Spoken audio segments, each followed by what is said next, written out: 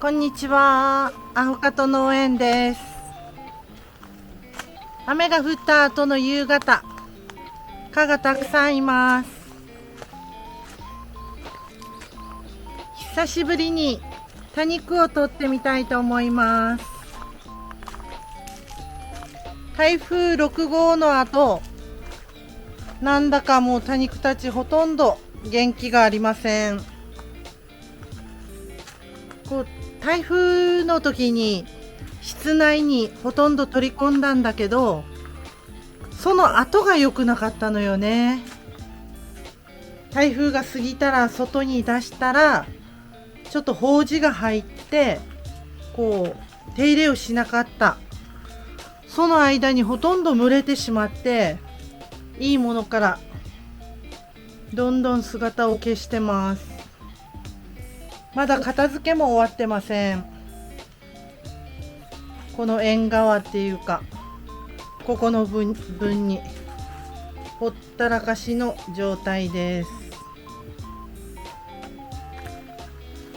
一番最悪なのがこれです。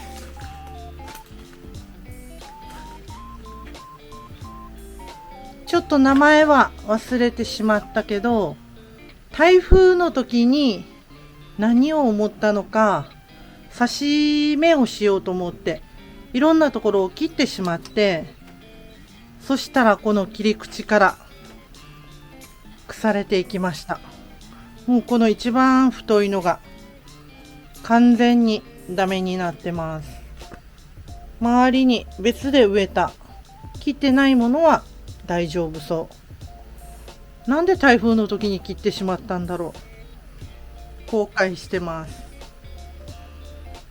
また秋になったらこの2つをしっかり植え替えていいものを作ろうと思います。このビアホップもなんだか台風の後元気がないです。ちょっとこれ水不足かな。9月になったらちょっと栄養補給をしてあげたいと思います。ハートカズラは結構どこに置いても元気。もうちょっと葉っぱが大きいものを作りたいです。この三段盛り、玄関の前で午前中日が当たる感じのところに置いたら、徒長はしてるけどでもまだまだいい感じに育ってます。ほんと置く場所によって多肉はどんどん変わるので、合う場所を見つけていきたいと思います。桃太郎さんの葉ざし、ちょっと水不足かな。ここなんかももうほとんど下葉が蒸れたり枯れたり。ここは虫がたくさん来てるみたい。一つ一つ片付けていこうかなと思ってはいるんだけど、なんかここまでやられてしまうと見るのが辛くなってる。これもね、台風の時に切ってしまったんだよな、上を。そして雨ざらしにして枯れる。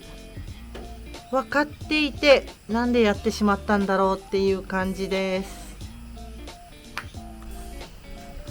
このバーベキューのコンロっていうか台、倒れたまま、まだそのままで片付けもしてません。なんか踏ん張って網の上に乗ってるけど足は折れたままです。なんか庭の草取りに追われて多肉をする時間を作れないっていうか、上手に多肉の方も頑張っていこうと思ってはいるんだけど、今は草取りを一生懸命頑張ってます。アマザラシ多肉の方が、アマザラシっていうか台風の時もそのままの多肉の方が意外に元気なのかもしれない。室内に取り込んだりせずに倒れないようにして、次からはそのまま置いとこうかなと思ってるところです。これなんかそのまま外に出しっぱなしだったから今でも元気です。この姫秋麗も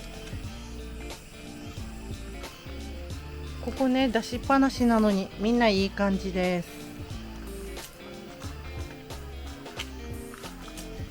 明日からここ片付け頑張ろうと思います。